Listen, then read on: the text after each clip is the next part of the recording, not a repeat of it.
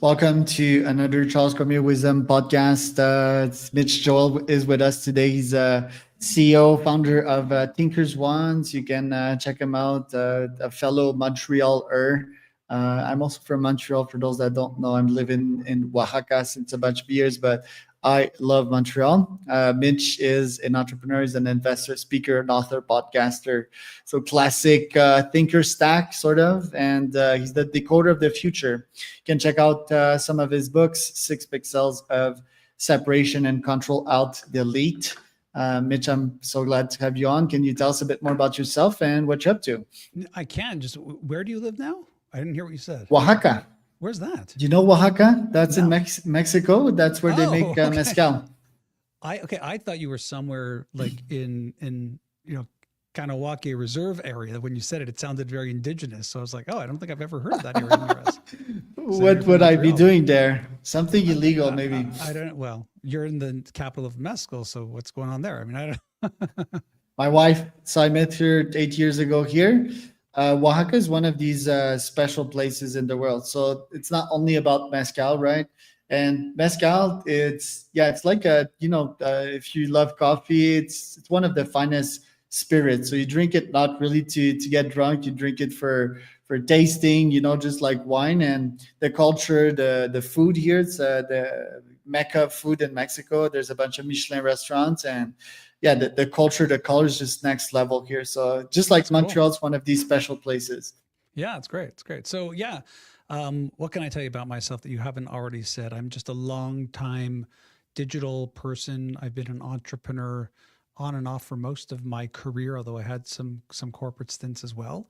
And currently, I'm really doing three things. One is I am the co-founder of ThinkersOne, a small startup that helps companies buy bite-sized and personalized thought leadership from some of the best thought leaders in the world. So think of it like you can buy your own custom TED Talk for 15 minutes for your team, or have a thought leader pop in live to your Zoom meetings. So the idea is, how do you democratize thought leadership and bring it into your everyday meetings, especially in a hybrid workplace? I also do a ton of keynote speaking all over the world, predominantly on the topic of disruption and innovation, which now has obviously a very heavy slant towards artificial intelligence and AI, of course. And then I do some investing. So I do some investing and advising as well at the board levels and stuff like that. And then I'll do some media appearances, podcasts like this, and then radio and things like that. Right. And why were you built? That was one of my favorite questions because most Montrealers, they have the Petit Pain syndrome. They don't go out much of Montreal. They stay in Really? Quebec. Yeah. Oh, yeah, they Really? I do. don't know. Okay. Yes. Yes. So I can tell you that I've been in that market for many years myself, and the ambition is sort of low in Montreal. The startup scene is dying as well. We failed in AI. What? Yes. What? Charles, when was the last time you were here? I mean, come to Startup Festival where you have thousands of people. We have this AI symposium that's bringing hundreds of people together. There's funds like Inovia.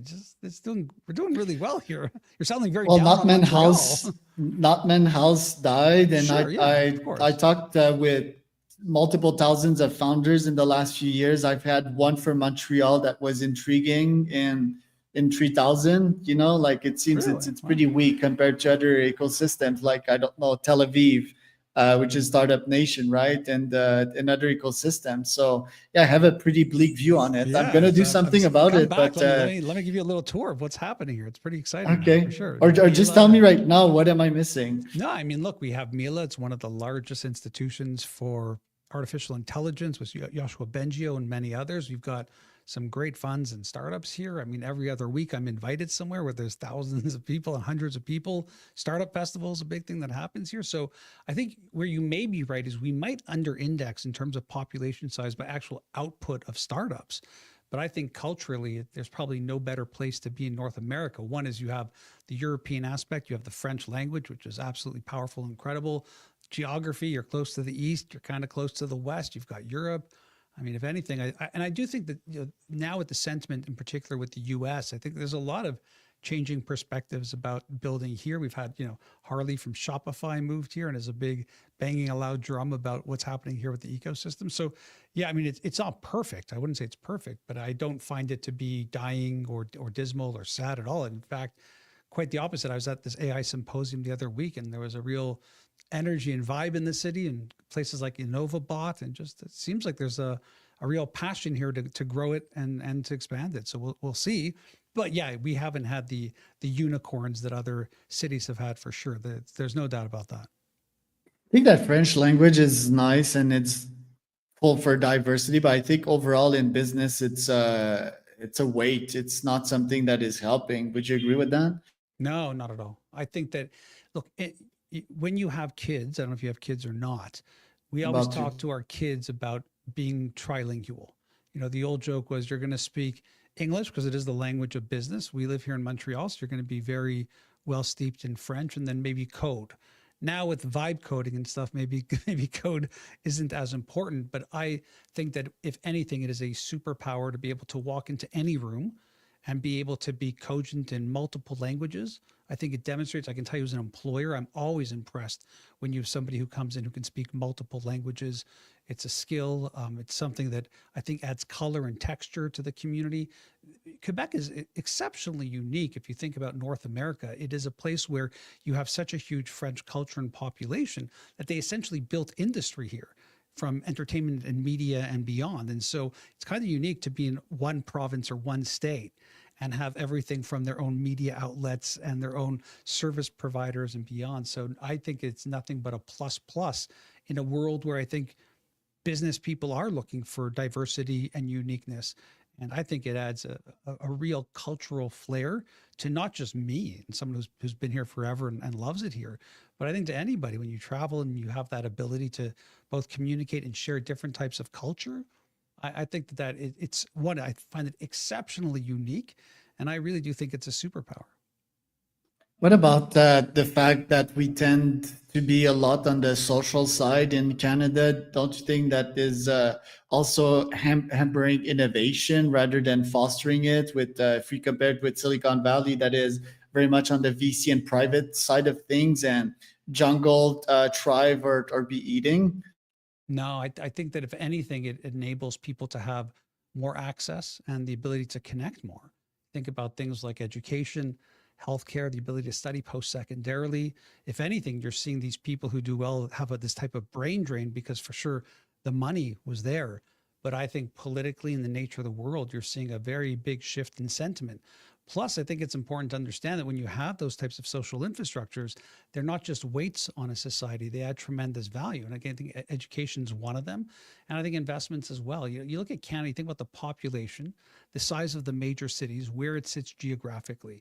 This is a moment of real opportunity for this country to really stand up and do something. We have tons of natural resources, tons of geography, access to the north, access to the south, which I hope will be rectified shortly, access to east and west. You have multicultural. So, no, if anything, again, I think that provides opportunity. And by the way, I think if you even look at some of the other countries that have forms of access to healthcare, education, and other benefits, you see a much healthier, happier society as well. So, if anything, I think that that's really fine. By the way, success is success. We live in, at least I'm from an interconnected digital world. So I think less about geography and more about opportunity. And for me to be able to hop on a plane and be New York, Chicago, Boston within under an hour, to be in Europe in the same amount of time it takes me to get to Silicon Valley, usually actually with less jet lag when I go to Europe than when I go to the West Coast. No, I think that all of those aspects add to this, not just this country, but the place where I live. And, I don't know about you. I like the idea that when something happens and stuff does happen, that there is an infrastructure and support group to take care of it. And that, most people here aren't going to be indebted or sent into personal bankruptcy if they have a form of cancer or an illness. So I'm very, very, as you could probably tell, Charles, I'm really proud to not only be Canadian, but to be Quebecois and to be living here in this part of the world. It's been for me nothing but a great experience for sure. Yeah, and I see that in a lot of entrepreneurs. My dad is just like you, right? Like speaks very highly of Quebec and Montreal and all of that, and I can feel it as well. And like I said, Montreal is a very special place. Yeah. Like it's one of my favorite place in the world, still after Oaxaca. I think Um, all we need is a little bit of better marketing and then you'll be falling back in love with it, Charles. yeah, you're right. How's it been doing also since the tensions with the U.S. and the tariffs? Yeah, look, I think that is probably, the biggest opportunity this country has. my running joke to many people was I think Donald Trump was probably the best unelected prime minister this country's ever had, because it's forced us to really stand up and recognize all the things that we can and should be. And my vibe is that since that's happened, you've seen that energy. You've seen people really think about both how do you invest locally, how do you build locally. I think the new Prime Minister, Mark Carney, has done a really exceptional job of not just navigating that relationship, but also thinking about we have to build a much bigger and greater economy that doesn't rely solely on the US in a world where we are their biggest customer and we rely on them and want to rely on them. I was just texting with some friends before in the US, and they were asking me about sentiment. And my line is the same. I wish we could just go back in time and recognize that there might be components that could be better, could be resolved more, and that didn't require this type of ball peen hammer to the world order, not just the Canadian US relationships, but ultimately, from what I'm seeing as an advisor and the funds I sit on and the people who are talking about technology, the language and tone has really changed. And we're also seeing an opportunity where, from what I've heard, there's a bit of an intellectual land grab where a lot of people in the US and from other parts of the world are now looking at Canada. And I've seen multiple provinces trying to capitalize on that in terms of research and information. I also see like a bit of upper nosery towards Trump in Canada. While we elected folks like Doug Ford before, we created the Trump phenomena before it was a thing. What are your thoughts on that? I don't think so. I think historically, what I would always say, I was in the music business. I'd say that Canada always trailed 3 or 4 years behind the U.S. And I think, if anything, what you saw in the past election cycle is the fact that we almost did continue down that path, right? By taking and electing someone like Pierre Poilievre, who was more on the conservative side. And I would argue is probably more conservative than even progressive conservative, which might have taken him much further in terms of a potential victory on that side. So no, I don't think that, I think Canada, like any other democratic society, has both left and right leanings. There's no doubt about that. You'll have more conservative versus more liberal. I believe what we saw in this election was a more centered approach, which is something that I'm sure many people would want. In fact, a lot of my friends in the States are begging for a third party or somebody that's more center. I'd also make the argument, if you speak to everyday people and look at the polling, that most people actually want similar things. I don't think the conservatives here don't want safe borders. I don't think that it's right. And so there is a bit of a kind of like augmentation that we hear from a lot of small voices that kind of leads or dictates the actual path. And by the way, I think that that's indicative of what happened in the States, that if people actually saw or understood where things might go, the votes might have felt a little bit different. And it's interesting now to hear, you have your more conservative side saying how great things are and your more liberal side saying how terrible things are. And then you have the world that's able to pay attention and be able to vacillate between Fox and CNN and find hopefully something in the middle that creates something more positive. So my sentiment isn't that there is, anything overtly nefarious happening in Canada. I think that that pendulum swing and they go more conservative and liberal from time to time. And that my general hope is that a more centered attitude prevails, because I think that when you have a more centered perspective, entrepreneurship flourishes, innovation flourishes. You have people who can say, it's not exactly what I want, but there's enough components of it that can get me through the day, versus the feeling of us against them or polarization or even a split in society. So, I'm hopeful Canada doesn't go through that. And I'm hoping that the good parts of multiculturalism help us persevere and push forward. And we'll see, I guess, how this all plays out in a very scary world right now. Yeah, I still think it should be a bit more on the capitalistic side of things, because Canada has has a lot going on for itself. Like one, immigration, right? Like that is super good. Like Trump is anti that, and that's how you kill a country. Like we don't reproduce enough, also economically, and for folks to ultimately pay taxes. And yeah, diversity is a net good. Diversity is performance, literally. Like if you keep thinking in your own lane, in your own silo, you'll go down to the ground. I think also it was a good thing what happened with the US. It's a good slap across the face. It unifies us, while the US is still very much divided, and that's how you also kill a country. We are also much more civilized or educated, which I think, like you said, is Not sure how you about that. scale. I do think so. No, Like I don't if think you so. I mean, I if think they you have a compare great like education society. I think that there is a lot of incredible things about the US. And I would even argue that there's a reason Canada is where it is historically, and that there's a tremendous opportunity for us to maybe equalize that more. But I wouldn't agree that. I think they have great educational institutions that have historically done very well, exceptional spirit of entrepreneurship and business. I think there's a lot to learn from Canadians. I definitely think we have a bit of that small poppy syndrome where we don't want to amplify it. But I can tell you that, with all the struggles of economies, and there are those everywhere, Canada's very quiet about the tremendous amount of wealth and success that is here. And maybe it's not the big companies you hear about in the media every day, but there's a lot of conspicuous wealth here that's staggering when you scratch beneath the surface. Right, but what I was saying is that in US it's more polarized. There's the blues and the red, right? And in Canada it's more unified. And what I was saying is that there's more extremes. There's more like redneck MAGAism in the US that you won't see that necessarily in Canada. Canada, generally and statistically speaking, is a bit more educated on that side. You won't have that much polarization. And if I I think we're mean, seeing yeah. more of it creep in. I'd argue that you're seeing much more of it creep in for sure. You're seeing the left and right have more extreme components to it.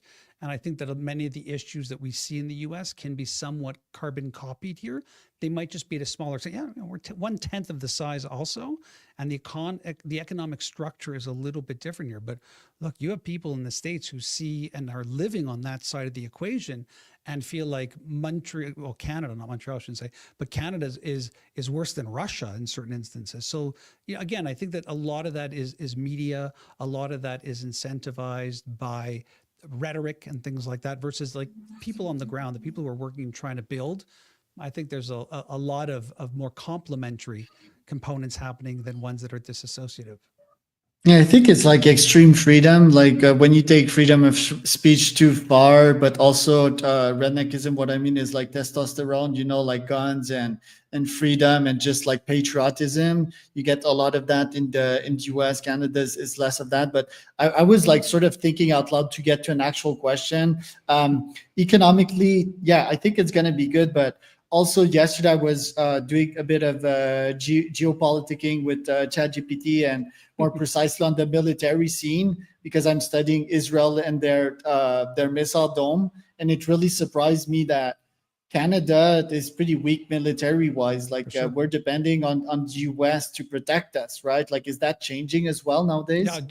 dramatically. If in case you haven't been following the news, the prime minister came out and said that the minimum number that we are supposed to meet to the United Nations has now advanced to the point of I can't remember the number. You'd have to check it, but very, very by the end of I think next year, the fiscal year after that, we should be right there. So, if anything, that's what I'm trying to talk about with this new leadership. It seems like there is a more centered perspective, and there is a desire to amplify that. And that's not just in terms of money and meeting the 2% minimum budget, but just in terms of even wanting people to be recruited, looking for opportunities within this, looking for partnerships even beyond the US for both security and for military opportunities. So that's like live and happening. It's a really one of the pillars, I would argue, of this new Liberal government from what we're seeing. Hopefully they can deliver on all this, right? I mean, that's kind of what I was saying earlier. This can only be good if managed well. And that's the real hope that I have. And, I tend to be much more of an optimist than a pessimist. So my hope is that Canada seizes this opportunity and does everything it can. I think number one thing in terms of our area of interest is stop the brain drain. Let people know they can build very, very viable and powerful businesses here. And absolutely, that's going to take the government to shift a lot of their mandates and current positions to do it. There seems to be that appetite, Charles, and I'm hopeful they deliver on it. We have a new AI minister. We've got all this stuff happening. So I'm really excited for this. I really hope this stuff converts. Tell me more about the brain drain. I didn't even know that this was happening. For example, in Mexico, they still very much view Canada as a nice country. I know that we toughened up on immigration, and I think that was a bit of bitching out from the US pressure that was applied on us.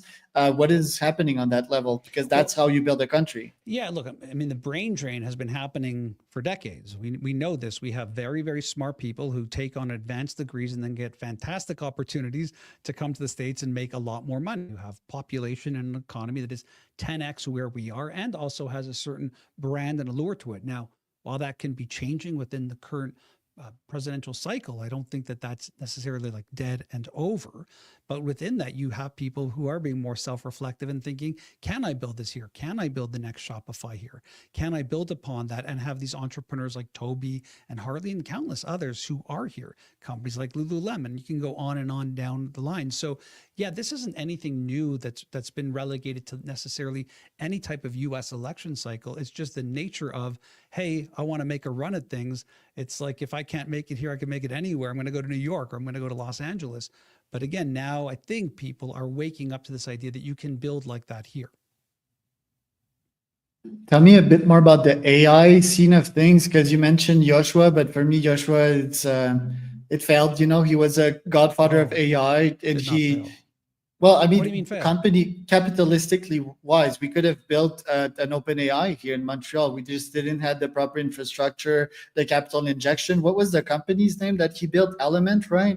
Was There's acquired Element by AI, which was, well, Element AI, I think was it's like a service business. company. I'm not sure, but Mila now, which is more of the research side, is where things are happening and still perceived as world class. I mean, I think we have 2 or 3 massive global AI conferences coming to the city in the next several months. So I don't know. I would definitely not call it a failure by any short stretch of the imagination. Okay, let me add juice to that. A conference is not like building a company, and companies are what impact the No, I world know. nowadays, like OpenAI and ChatGPT. And I think the best research ever is done in these companies. Would you argue against that? No, I think that there's a lot of research coming out of them. I think the intent of how that research is going to be used and what it's for is very different. So while we have companies who are doing that type of research, I think it's critically important that we have organizations, both like Mila and others all over the world, looking at things like safety and alignment and how things are actually going to be perceived in a world where it's very easy for a corporation to put out whatever type of data research they want to further their financial goals. So, not my sentiment at all. And I would think that based off of what I've seen on both just the startup side and on the fund side, that there's a lot of people look no further than what's happening in Waterloo as well.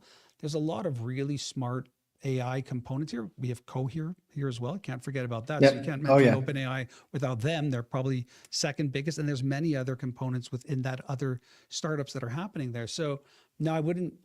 I would not agree with that sentiment at all from my perspective.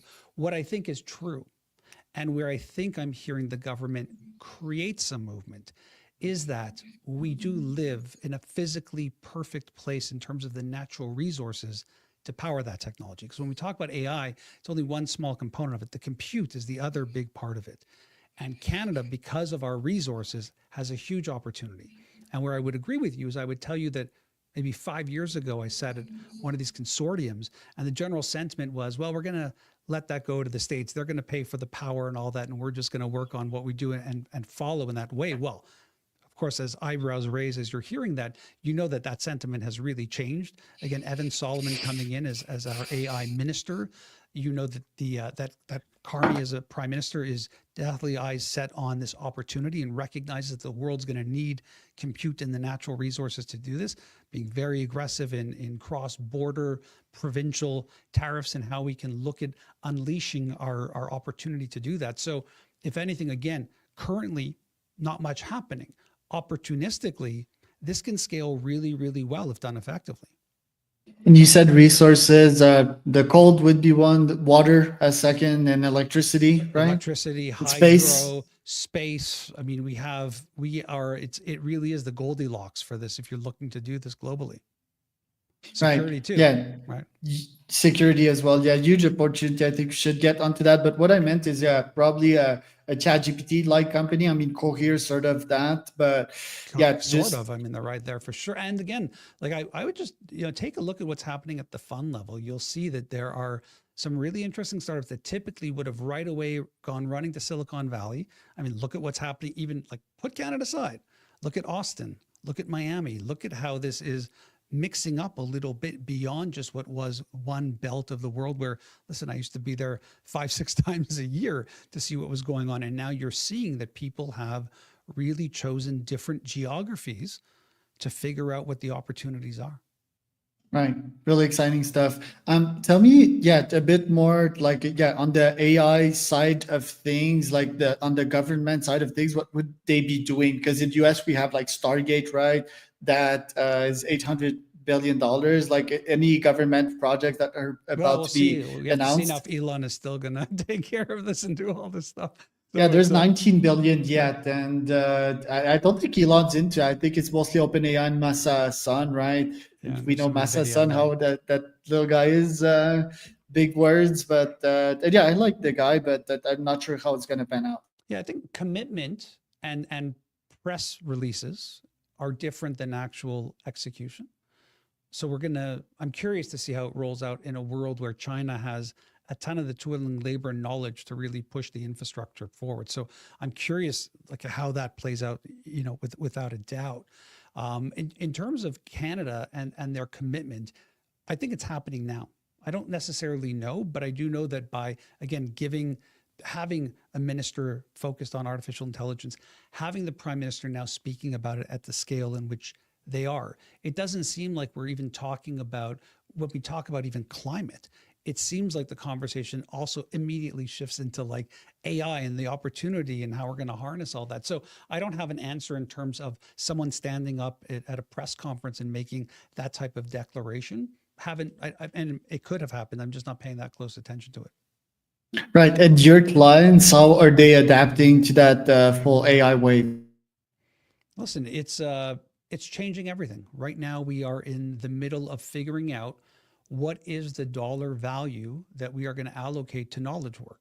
We have built a society on this idea that you go to school, you get an advanced degree, you go into a workforce, you wear a nice suit, you sit behind the desk or a nice dress, you go to meetings, you have intelligent ideas, those ideas work, you can then resell them to others.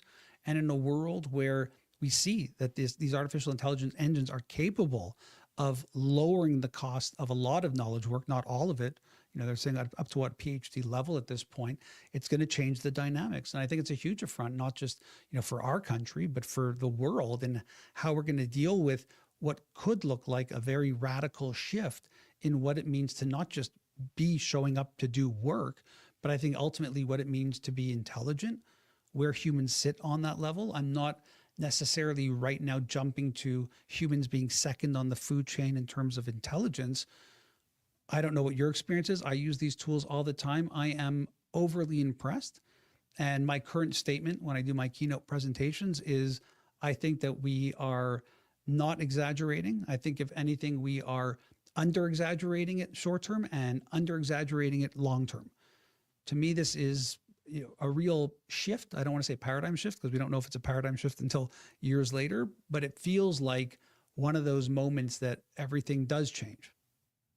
Yeah, to me, it's been clear since many years with all the data that I have, the personal data, but also the empirical data that, yeah, we're gonna be replaced like 99% of us by these AI agents. And me as a one percenter, my probably my only way of surviving short term would be money and power, but eventually merging with this thing through a Neuralink, and that the 99% their way of surviving will be UBI.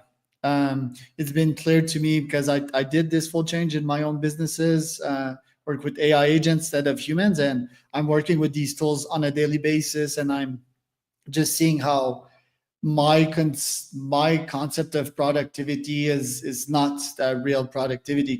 Considered an agent can do it 10,000 times better and faster right now. It's just about finding and actually prompting and coding the thing to do it. So, what is your thesis on that level, the workforce replacement? Yeah, I'm I'm less bearish at that level of it. I would probably make the argument that money and power is great, but if the money and power isn't useful and you can't really exercise it, what will it do? And the value of that will change.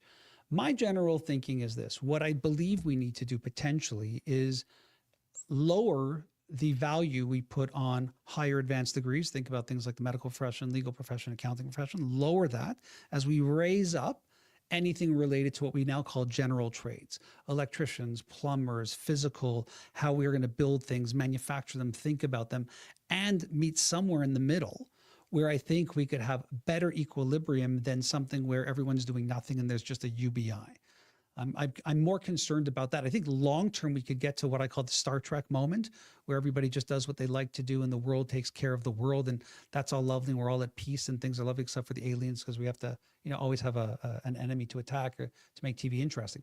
But in general, I feel like what I'm saying as a thesis is a less bumpier and more realistic path where you have the respect of plumbing and electrician and the trades elevated.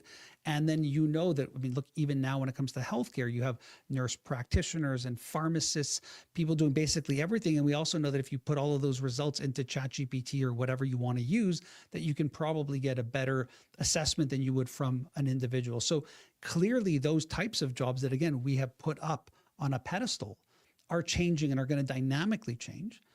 And so what can we do instead of making it all implode, I think is more moderate in terms of how I'm seeing it. Right. I'm curious, you had so much success in your career. Nowadays, what does day in your life look like? I mean, I'm really lucky in the sense of, and I would say that it's not because of the success. I would say I was always probably more of a punk rocker metal kid where I really always wanted to just be in control of my calendar. And I'm very happy to say that, 30 plus years of working professionally, that I'm still very much in control of my calendar. So when you say, what does a day look like? Hopefully it looks like something I have truly established for myself and that I'm not forced to do. Of course, we all have tasks and work that we have to do, might not love to do, but overall. And so my day typically involves family stuff, very early morning, getting them off to school, getting here to my other physical space. We have a physical office in Montreal that I like to come to. And then it's just a function of depending on the day. It might be something like this where I'm appearing in the media. It might be I'm recording a podcast. It might be I'm on a board advisory call. It might be I'm prepping for a keynote. I might be at the airport flying to give a keynote. I might just be going through a list of tasks in terms of what needs to happen at ThinkersOne.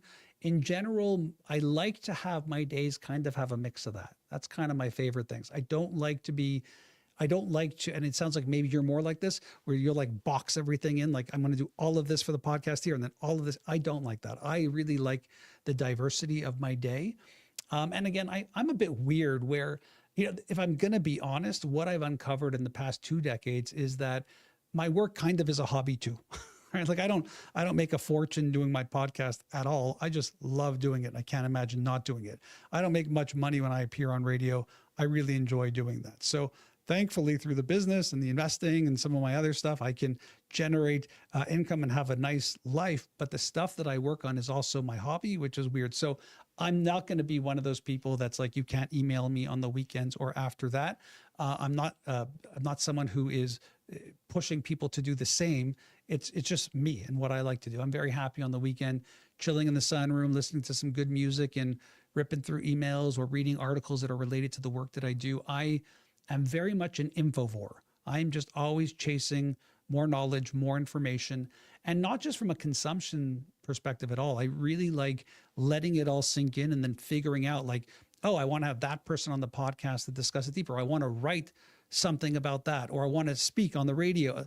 I'm always like molding and melding. And, I hope it keeps me young and curious. And that's kind of what my days look like. And, it also involves some coffee. I do enjoy some coffee in the day. Right. Yeah, you should come to Oaxaca. They have one of the best coffee here. I'm sure they do. Yeah. Yeah. And I'm the same, by the way. Like, I think it's the best way to survive and thrive and have fun at the same time. Like if you retire, your brain retires as well, and then most of the time you start getting sick and unhealthy. So I think that the basic alpha nature of the human is always to be evolving and growing. And I think what better way than information, right? How do you consume your information nowadays? Because yes, I have this podcast in which I could quiz you directly, right? And not read your book, or at least ask you the questions that matters to me. So it's a very selfish act right now. I do think that other CEOs and founders are benefiting from that, but I have that as one of my top ways of learning. I also have obviously ChatGPT and deep research, right? Like everything that interests me and using it as a brain sparing partner at 11:30 p.m. at night. What is your information diet consist of Yeah, nowadays? probably very similar. So the way I think about it is, one is I'm a huge fan of the iPad. And as in particular, and this is new for me, is the iPad mini. That to me is just the ultimate format and size, especially with the pen. So all like writing, I used to have notebooks and notebooks and at the office and home and in my bag and just, ooh, it's all on me. I can even, quickly look on my phone to see the notes as well, which is super powerful. So from a consumption organization perspective, I'm really, really neck deep in iPad for sure. Love that as the platform, watching videos, reading a book, reading a magazine, using Press Reader, all of that. In terms of actual content, I definitely am in love with podcasts. I've been doing a podcast for 20 plus years, believe it or not. It sounds crazy, but it's true. So one is I love watching podcasts in particular on YouTube and watching the conversation unfold. I feel like I am in a new era of true philosophy. And people would read philosophy books and think, like, I don't get it. I'm like, yeah, because philosophy was kind of the dialogue. It was the back and forth. It was watching the idea evolve. And I really do think there are some incredible podcasts that enable you to just be a fly on the wall. I hope that I'm creating one as well, although mine is still primarily audio only, a video coming soon. Big fan of email. I really do like my email subscriptions and my newsletters. So I would say second to the podcast, I spend a lot of time in email, no doubt, in terms of, again, just newsletters and subscriptions. And then that brings me to the Substacks and the links and the articles and all that stuff, which I used to use Pocket to save in. I think the app now, because Pocket's dying, is called Reader from Readwise. So in there, I've got just tons of amazing content. But the real secret weapon is books. It's just reading books. It's spending time on one writer who is going to take me 10 plus hours to read, or less, or half day, whatever it might be. Being able to take notes, being able to think about stuff, that has been probably, forever, but increasingly more because of AI, a real important aspect of it, because it's very easy to get the brain rot and to just follow the clicks. And then, yeah, tangentially, I would call it separate, is just the way that I'm working with ChatGPT and the AI tools that I have. No doubt. I mean, to me, I just had breakfast with somebody, a great entrepreneur, and we were talking, and I said, I'm going to be 55, and I can't tell you that because of AI, how much smarter I feel. Yeah, it's insane. But the problem with it is, I think I have a lot of history too. So if I didn't have that history and that knowledge and that reading and that breadth of skill, I wonder if it would be as effective for me. But my ability to, like you said, spar with it, to have it steel man an argument, straw man an argument, to have it give me more perspectives, to have it take something I have and show me how you could do it better, to take something I have and think like a Roger Martin, all of these things and these rabbit holes I go down have definitely brought me to a point where I think when I appear in places like this or on the radio, I have a more balanced perspective than an opinion. And it just it keeps getting better and better. But I have 20 plus years of public content there. I have, knowledge of digital communications from, prior to there being an internet. And so I think I bring with it as a tool set that if other people wanted that level of efficacy, it would take them a while to get to, which is also why a lot of people say I tried it and I think it sucks. I'm like, I get it. I definitely get it. Your brain sucks, sort of, is what they're saying. But no. I wouldn't say no. Look, back yes, I think back in the late 90s, I was there when search engines first came in. And I worked for a search engine called mama.com. It was a meta search engine. And I was able to see people type into a search engine the word car or the word cancer. Like, what type of search result do you think you're going to get back? It's going to suck, right? So it's garbage in, garbage out. I don't think it's that people are stupid at all. I just think it's, one, understanding the tools, understanding what they're capable of, having a level of curiosity to it, having the data, the clean data within it for your needs and how it works, and then also an understanding of prompting. I mean, I spent 20 plus years, probably closer to 30 now, having conversations with people and having to prepare for those conversations and having to transcribe those conversations. So understanding also, what do I need to know? How do I get things out of it? So I just think it's a spectrum, and you're going to start seeing people get much better at it. And then, I'm convinced within several months, you'll see people making me look ridiculous in terms of how I'm using my prompts as well. So no, I don't think that it's that people are stupid. I think that it's an unknown of how to get the most out of these tools. Right. I think being technology illiterate is very much a synonym of stupidity nowadays. That is, if you have Yeah, but I don't think that's goals, like true. goals, great goals for yourself. If your goals are to stay mediocre, you're not stupid. You're just like achieving your goals. And the definition of intelligence is the best way, the fastest, most efficient way to achieve your goals. So if someone wants to grow their brain, and they're saying that ChatGPT is stupid, then they are, like that's straight up a mirror they're No, holding to their face. I think that if you use the free, like, here's what I would tell you. Tell me if you agree. I want you to log out of your $200 a month version of it and go to the free version and tell me how good it is. You're not going to be impressed. So, like, I there's tried it also a various limitation. times. Well, there's a certain reality of the platform. Then there's also a patience we have to have as senior people in the world, where people have to learn and adapt and do it. Why I don't agree is because I think that we have evolved to the place where technology has removed the technology from technology, meaning the barrier to have to use it is now gone. Back in the day, I'd give you a computer for your home, Charles. You wouldn't even know how to turn the thing on. Or if you did, you couldn't get it booted up. We are quickly evolving it to the point where even we're able to use our voice. So you don't have to type. You're seeing apps like even Whisperflow and things like that that really take your voice and turn it into. So I don't. I actually think that if anything, the accessibility component to it has been getting better and better. And yeah, Right. I think the democratization of it is another challenge, and connectivity is still an issue in great parts of the world, but we're rapidly moving towards that. Right. You're just the kinder, more Canadian version of myself. I'm Maybe, I'm yeah. more like I'm more sharp and yeah. I think I don't think pain is a negative thing either. I think people need more pain and some type of Pain's people, great. right? And Pain is an less excellent kindness driver. sometimes just to take them out of their comfort zone. I'm very much a believer in that. But No, we're I do already too. on time. Mitch, I would love to have you on the round two because you're a great mind. I'd love just brain sparring with you. That's how I grew neurons. That's my favorite way of learning nowadays. Where can people find out more about you? Yeah, you can just go to thinkersone.com or go to sixpixels.com. And it was great connecting. And yeah, be happy and excited. The world is good, not negative.